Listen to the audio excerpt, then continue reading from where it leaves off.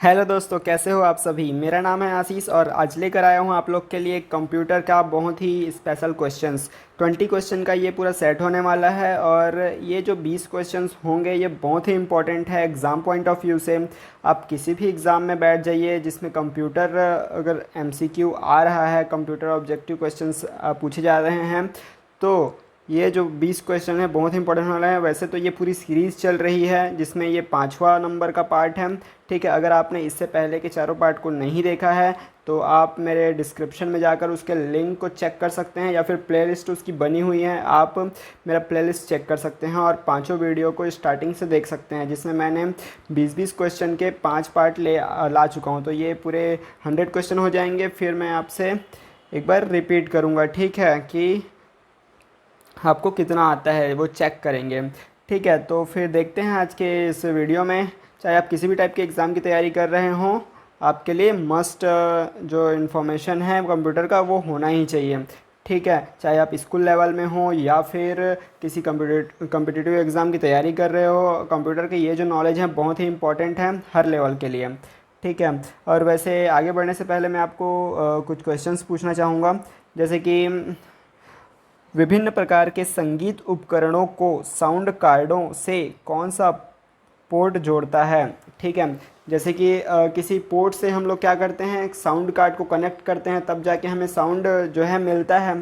तो वो कौन सा पोर्ट है, उसका नाम क्या है, मेरे को कमेंट बॉक्स में बताइए और इसका सही आंसर आपको मिलेगा वीडियो में ही।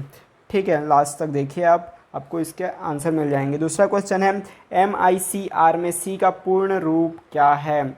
ठीक है, सी क्या होता है, उसका फुल फॉर्म, सी का फुल फॉर्म क्या है, MICR का फुल फॉर्म क्या है, ये भी आपको मैं बताऊंगा वीडियो में। और सी जो क्वेश्चन है हमारा वो क्या है वो भी देखेंगे।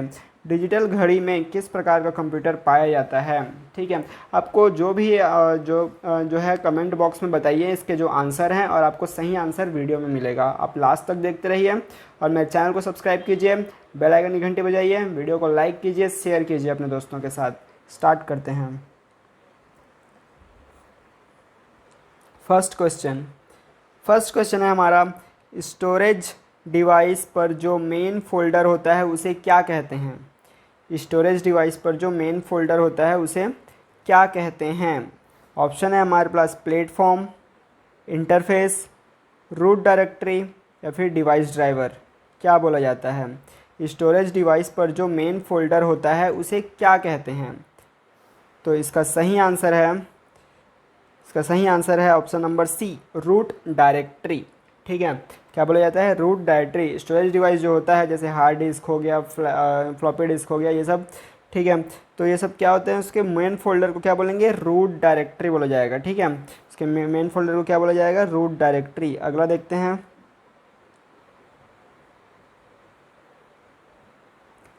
अगला है, कंप्यूटर स्क्रीन पर जो ब्लिंकिंग सिंबल होता है उसे क्या कहते हैं। ठीक है, कंप्यूटर के स्क्रीन पर एक ब्लिंकिंग सिंबल होता है उसे क्या बोला जाता है, उसको बोला जाता है कर्सर। आपको पता ही होगा उसको कर्सर बोला जाता है। माउस तो जो आप पकड़े रहते हो उसको बोलेंगे, हैंड तो है नहीं, लाइट भी नहीं है, तो ऑप्शन क्या है हमारा, कर्सर। कर्सर सही आंसर होगा।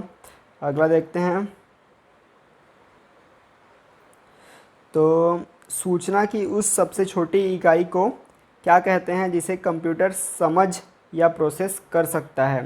ठीक है, कंप्यूटर क्या है, एक मशीनी लैंग्वेज को क्या करता है, समझता है। तो उसके सबसे छोटे जो इकाई है उसको क्या बोलते हैं। हमारे पास ऑप्शन है डिजिट, बाइट, मेगाबाइट या फिर बिट। तो इसका सही आंसर है डी, बिट।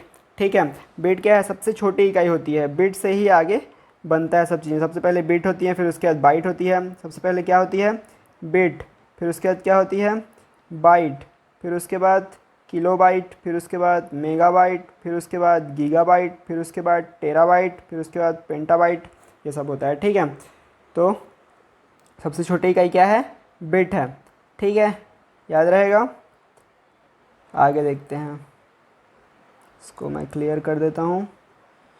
ठीक है, आगे है, वर्ड में डॉक्यूमेंट के टेक्स्ट को दोनों हंसियों पर अलाइन करने वाले जस्टिफिकेशन को क्या कहते हैं।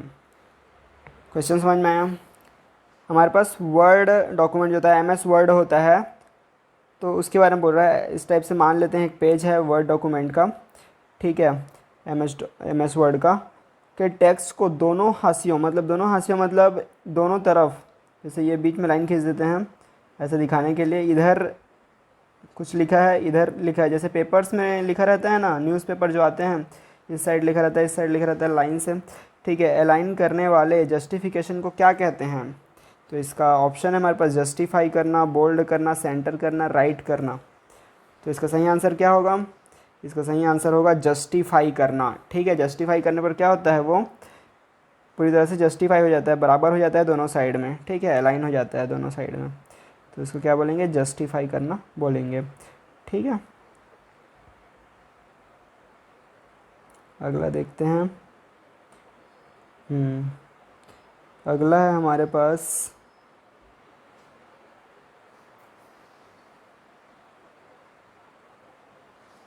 बाइट, ज़ीरो और डैश के बीच किसी भी संख्या को निरूपित कर सकते हैं, ठीक है। किन दो संख्याओं के बीच किसी भी संख्या को निरूपित कर सकते हैं कंप्यूटर में? जीरो से लेकर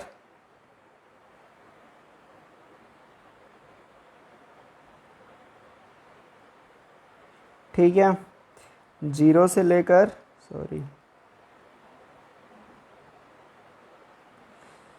जीरो से लेकर कहाँ तक? 256, ठीक है। जीरो से लेकर 256 के बीच किसी भी संख्या को निरूपित कर सकते हैं, ठीक है। तो इसका सही आंसर क्या है? Option number c. समझ गए? इसका सही आंसर होगा ऑप्शन नंबर सी, 256। अगला देखते हैं। अगला है हमारे पास डैश का प्रयोग हाथ में लिखे या मुद्रित टेक्स्ट को डिजिटल इमेज बनाने के लिए किया जाता है, ठीक है। अगर आपने किसी भी कुछ भी लिखा हुआ है या फिर कोई डिजिटल इमेज है, मतलब कुछ भी हाथ से लिखा है या फिर कोई भी कागज़ है ऑटोमेटिक कंप्यूटर से लिखे हो, तो उसको डिजिटल इमेज बनाने के लिए क्या उपयोग किया जाता है, पूछ रहा है। समझ में आया ना क्वेश्चन? जैसे आपकी कॉपी है, आपने कुछ लिखा होगा, उसको आपको डिजिटल इमेज बनाना है, ठीक है। तो उसके लिए क्या किया जाता है? ऑप्शन है हमारे पास प्रिंटर का यूज़ किया जाता है, दूसरा लेज़र बीम का, तीसरा स्कैनर का, चौथा टच पैड का। इसका सही आंसर क्या होगा? स्कैनर का। अपन स्कैन करते हैं ना, तो वो क्या हो जाता है? डिजिटल इमेज बन जाता है, ठीक है। तो स्कैनर का उपयोग किया जाता है। समझ गए? किसी भी हाथ से लिखे या फिर मुद्रित टेक्स्ट को डिजिटल इमेज बनाने के लिए उपयोग किया जाता है क्या? स्कैनर। अगला देखते हैं। अगला है हमारे पास टेक्स्ट स्टाइल, अलाइनमेंट और साइज़ को चेंज करने के बटन इनमें से कौन से हैं? तो इसका सही आंसर है, ऑप्शन क्या है हमारे पास? Standard tool bar, status bar, drawing tool bar और फॉर्मेटिंग टूल बार। इसका सही आंसर होगा फॉर्मेटिंग टूल बार, ठीक है। दोस्तों, अगर आपने अभी तक मेरे चैनल को लाइक नहीं किया है तो वीडियो अगर आपको अच्छा लग रहा है तो लाइक ज़रूर करिए और अपने दोस्तों के साथ शेयर कीजिए।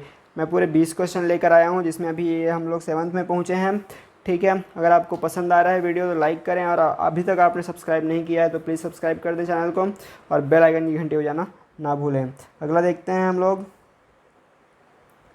अगला है हमारे पास डेटा को लॉजिकल सीक्वेंस में अरेंज करने को क्या कहते हैं? हमारे पास ऑप्शन है क्लासीफाइंग, सर्चिंग, सॉर्टिंग, रिप्रोड्यूसिंग। तो इसका सही आंसर क्या होगा? सॉर्टिंग। मैं आपको जल्दी जल्दी क्वेश्चन ख़त्म करने देख रहा हूँ, ठीक है। आपका बिल्कुल टाइम वेस्ट नहीं करता, मैं जो है आपको कंप्लीट जो है जल्दी जल्दी करा देता हूँ, ठीक है। आप मेरे चैनल को लाइक कीजिए, शेयर कीजिए, सब्सक्राइब कीजिए। इनमें से किस उपकरण का उपयोग सिस्टम एनालिसिस के लिए सामान्यतः नहीं किया जाता? ऑप्शन है हमारे पास program flow chart, grid chart, system flow chart और क्वेश्चन चेकलिस्ट। देखो चार्ट का जो उपयोग है, जैसे फ्लो चार्ट है, ग्रिड चार्ट है और सिस्टम फ्लो चार्ट है, तो इनका उपयोग सामान्यतः क्या एनालिसिस के लिए ही किया जाता है। हम लोग चार्ट देखते हैं तो एनालिसिस के लिए देखते हैं, जैसे इस टाइप से चार्ट बनी रहती है, ठीक है, इस टाइप से बनी रहती है ग्रिड चार्ट, ठीक है, इस टाइप से सर्कल में बनी रहती है चार्ट, ठीक है। तो ये चार्ट का उपयोग क्या होता है? एनालिसिस के लिए ही होता है। लेकिन ये जो क्वेश्चन चेकलिस्ट है, इसका क्या एनालिसिस के लिए उपयोग नहीं किया जाता। समझ गए? इसका उपयोग एनालिसिस के लिए नहीं किया जाता। अगला देखते हैं। अगला है हमारे पास कई प्रकार के एप्लीकेशन की प्रमुख विशेषताओं को कंबाइन करने वाले सिंगल एप्लीकेशन को क्या कहते हैं। ऑप्शन है हमारे पास इंटीग्रेटेड सॉफ्टवेयर, स्वीट ऐसा वाला स्वीट है, ठीक है, sweet, combo package, high and, ठीक है, ये सब तो कुछ नहीं है। इसका सही आंसर है हमारा इंटीग्रेटेड सॉफ्टवेयर, ठीक है, जिसमें क्या होता है बहुत सारे प्रकार के एप्लीकेशन की विशेषताओं को एक एप्लीकेशन में डाल दिया जाता है, उसको क्या बोला जाता है, इंटीग्रेटेड सॉफ्टवेयर, ठीक है। अगला देखते हैं। अगला है हमारे पास डिजिटल घड़ी में किस प्रकार का कंप्यूटर पाया जाता है। ऑप्शन है हमारे पास mainframe computer, super computer, embedded computer या फिर नोटबुक कंप्यूटर। इसका सही आंसर है आपका एम्बेडेड कंप्यूटर, ठीक है। Option number c is the correct answer, embedded computer, ठीक है। अगला देखते हैं फटाक से। MICR में सी का पूर्ण रूप क्या है। ये क्वेश्चन मैंने पूछा है, अगर आपने अभी तक कमेंट बॉक्स में नहीं बताया या फिर आपको जानकारी नहीं है तो देख लीजिए। MICR का में जो सी का पूर्ण रूप है वो होता है कैरेक्टर, ठीक है। MICR में सी का पूर्ण रूप क्या होता है, कैरेक्टर। लेकिन MICR का फुल फॉर्म क्या होता है, टोटल। इसका फुल फॉर्म होता है, MICR का फुल फॉर्म होता है मैग्नेटिक, क्या होता है, मैग्नेटिक इंक। आई का क्या होता है, इंक, मैग्नेटिक इंक। सी का क्या होता है अभी बताया, कैरेक्टर, मैग्नेटिक इंक कैरेक्टर। और आर का क्या होता है, रिकॉग्निजन, ठीक है, रिकॉग्निजन। कोई सा भी पूछ सकता है। मैग्नेटिक इंक कैरेक्टर रिकॉग्निजन, ठीक है, क्या करता है वो कैरेक्टर को रिकॉग्नाइज करता है। MICR में सी का पूर्ण रूप क्या होता है, कैरेक्टर होता है। और MICR का फुल फॉर्म पूछा जाए तो क्या होगा, मैग्नेटिक इंक, आई, ठीक है, IN के इंक, स्याही वाला, मैग्नेटिक इंक कैरेक्टर रिकॉग्निजन, ठीक है। तो ये होता है हमारा फुल फॉर्म MICR का, ठीक है। वीडियो को लाइक करें, शेयर करें, सब्सक्राइब करना बिल्कुल ना भूलें, ठीक है। अगला देखते हैं। निम्न में से कौन सा बाइनरी नंबर का उदाहरण है। ये है या फिर ये है, कौन सा है। तो इसका सही आंसर बताने से पहले बता दूं आपको, इसको हेक्साडेसिमल कहते हैं, ये भी हेक्साडेसिमल है। ये आपका बाइनरी में नहीं आएगा। बाइनरी में क्या होता है, 0 और 1 होता है। 0 और 1 किस में है, सिर्फ बी में है। तो इसका सही आंसर क्या होगा, बी, ठीक है, सिर्फ 0 1। अगला देखते हैं। अगला है हमारे पास 14 नंबर का क्वेश्चन। निम्न में से कौन सा स्टोरेज माध्यम नहीं है, कौन सा स्टोरेज माध्यम नहीं है। हमारे पास ऑप्शन है hard disk, flash drive, DVD, keyboard. इसका सिंपल सा क्वेश्चन है तो सिंपल सा आंसर कीबोर्ड होगा। इसका हार्ड डिस्क स्टोरेज डिवाइस है, फ्लैश ड्राइव भी है, पहले यूज़ होता था, अभी यूज़ नहीं हो रहा है, लेकिन ये भी है, ठीक है। DVD होता है, ठीक है। हम लोग क्या करते हैं, कुछ भी स्टोर करके रख लेते हैं, बहुत कम हो रहा है लेकिन होता है अभी भी। हाँ, अगला क्वेश्चन है, ये टैग जब किसी पशु में लगाया जाता है तब उसके सभी क्रियाकलापों को एक डेटाबेस में रिकॉर्ड एवं ट्रैक किया जा सकता है। कौन सा है वो टैग, क्या वो POS है या RFID है या फिर PPS है या फिर GPS है। इसका सही आंसर मेरे को कमेंट बॉक्स में बताइए, तुरंत मैं 5 सेकेंड दे रहा हूँ, मेरे को सही आंसर इसका चाहिए, ठीक है। 1 2 3 4 5, ठीक है। अगर आपने अभी तक कमेंट बॉक्स में बता दिया है तो वेल एंड गुड। और अगर आपका सही आंसर, अगर आप अभी भी सोच रहे हैं सही आंसर क्या है, कंफर्म नहीं है, तो इसका सही आंसर होगा RFID, ठीक है। क्या होगा इसका सही आंसर, RFID। RFID को जब किसी पशु में लगाया जाता है या फिर किसी के में भी लगाया जाता है तब उसके सभी क्रियाकलापों को एक डेटाबेस में क्या रिकॉर्ड किया जा सकता है, उसको ट्रैक भी किया जा सकता है, ठीक है। RFID का फुल फॉर्म क्या होता है, ये भी पूछा जा सकता है। R का होता है रेडियो, R क्या होता है, रेडियो। फिर F क्या होता है, फ्रीक्वेंसी, रेडियो फ्रीक्वेंसी, ठीक है, रेडियो फ्रीक्वेंसी। फिर I का वही आइडेंटिफिकेशन, ठीक है। ID का क्या है, आइडेंटिफिकेशन, रेडियो फ्रीक्वेंसी आइडेंटिफिकेशन, ठीक है। समझ गए RFID का फुल फॉर्म किसके लिए यूज़ होता है, सभी ट्रैक करने के लिए, रिकॉर्ड डेटाबेस को रिकॉर्ड करने के लिए, ट्रैक करने के लिए किसका यूज़ होता है, RFID का यूज़ होता है, जो अभी पशुओं में लगाया जाता है, ठीक है। और RFID का फुल फॉर्म क्या होता है, रेडियो फ्रीक्वेंसी आइडेंटिफिकेशन, क्लियर है। अगला देखते हैं। अगला है हमारे पास टेलीकम्युनिकेशन डिवाइस का उदाहरण क्या है, कीबोर्ड, माउस, प्रिंटर, मॉडेम। क्या है इसका सही आंसर, कीबोर्ड तो भाई आउटपुट डिवाइस है, माउस भी क्या है, इनपुट डिवाइस है, और अपना कीबोर्ड भी इनपुट है, माउस भी इनपुट है, प्रिंटर आउटपुट डिवाइस है। मॉडेम क्या है, एक टेलीकम्युनिकेशन डिवाइस है। क्या है, टेलीकम्युनिकेशन डिवाइस है। मॉडेम इंग्लिश में ऐसा लिखते हैं, MODEM, ठीक है, ये ई है, MODEM modem, modulation plus demodulation, ठीक है। यहाँ से कुछ बोलोगे तो वो मॉडुलेट होगा, ठीक है, मतलब वो तुम्हारा वॉइस जो है वो किस में बदल जाएगा, एक सिग्नल में बदल जाएगा। फिर सिग्नल जब दूसरे टावर से होते हुए दूसरे डिवाइस में पहुंचेगा, दूसरे मोबाइल फ़ोन में पहुंचेगा, तो वहाँ पर क्या होगा, डीमॉडुलेट होगा, और वो जो सिग्नल है जो एक करंट के फॉर्म में है या फिर एक क्या है, मशीन लैंग्वेज में है, तो वो कन्वर्ट किस में हो जाएगा, फिर से साउंड में हो जाएगा। तो ये क्या है, टेलीकम्युनिकेशन डिवाइस का उदाहरण है क्या, मोडेम। मोडेम की हेल्प से हम लोग क्या करते हैं, बात कर पाते हैं,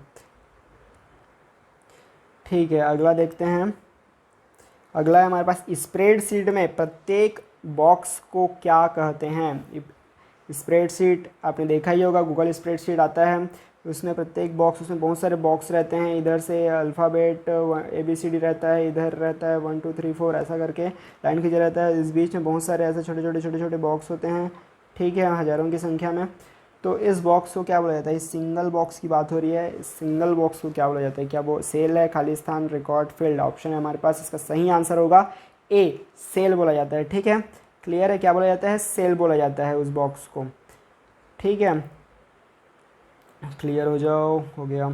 नेक्स्ट, टेबल के एक कॉलम को कहते हैं, टेबल के एक कॉलम को, ये टेबल जैसे स्प्रेडशीट की ही बात कर रहे हैं, जैसे स्प्रेडशीट है या फिर एक्सेल सीट है, ठीक है, उसमें क्या होता है, बहुत सारे कॉलम बने रहते हैं, इधर A रहता है, B रहता है, C रहता है, D रहता है, ऐसा करके पूरा जा रहता है। तो इसके एक कॉलम को क्या बोला जाता है, इसके एक कॉलम को बोला जाता है एट्रीब्यूट। क्या बोला जाता है, एट्रीब्यूट, क्लियर है।